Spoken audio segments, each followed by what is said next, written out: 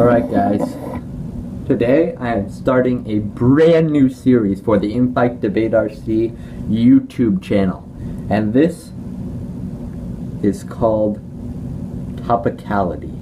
Okay, so first we got a topicality argument on the word substantially, and that's going to be the only topicality argument I run for today, but I promise I will post more next week. So to all my subs out there, I hope you keep watching. It's gonna be a good series. Alright, so we got substantially.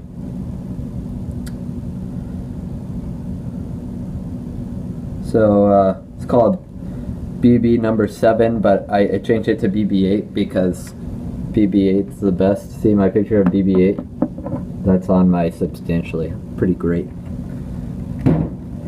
Bet you don't have that. Pretty freaking cool. Alright. Ready? 1, 2, 3, 4. Alright. Substantially. A definition. Substantially must be measured in comparison to the entirety of the surrounding circumstances. So this is from Words and Phrases of 2016. Subpoint B. Violation.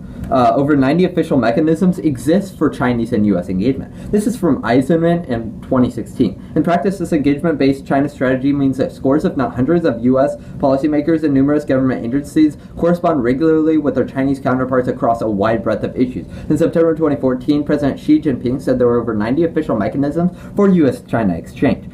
So next is C, standards. 1, limits. Potentially thousands of cases could increase economic or diplomatic engagement by a tiny amount. The plan could increase trade in one product, good or service, or save a single species of fish in the South China Sea. The negative interpretation requires that the affirmative cases be compared against the entirety of U.S. and China engagement. This creates a fair limit and eliminates squirrel cases. 2 is make substantial meaningless. Even if the negative interpretation is somewhat arbitrary, the affirmative interpretation risks writing the term substantially out of the topic completely. However, substantially must have meaning in the resolution. D, topicality is a voting issue. 1, a priori. Topicality governs debate because it enforces the resolution. It limits what the affirmative team can do, and it's the first thing we should look to when debating, as I have by presenting this attack in the 1 and C. This is also the first thing you should look to when judging this round. 2, stock issues. Since topicality is one of the 5 stock issues, it should be taken into account in today's debate. 3, an affirmative team must affirm the resolution. The burden of an affirmative team in a debate is to affirm the resolution, much as the negative burden is to negate it. If the affirmative plan does not fall under the resolution's framework, then the plan cannot be an affirmation of the resolution. Thus, the affirmative fails to meet their burden, and the negative should automatically win the debate.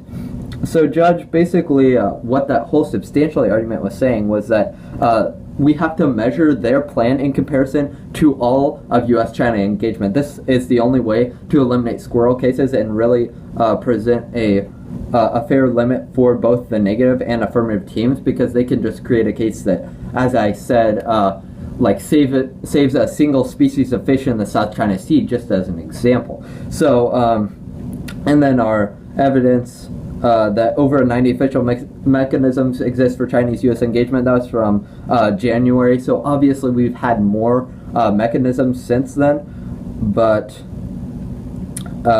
since they're only doing one of these 90 mechanisms, then they can't really be substantial. And then I said why you should vote on topicality, because it's a stock issue and because it governs debate, and why our definition is really good. And that is the end of substantially BB8. What was I going to say? Oh yeah, that was Topicality episode number 1.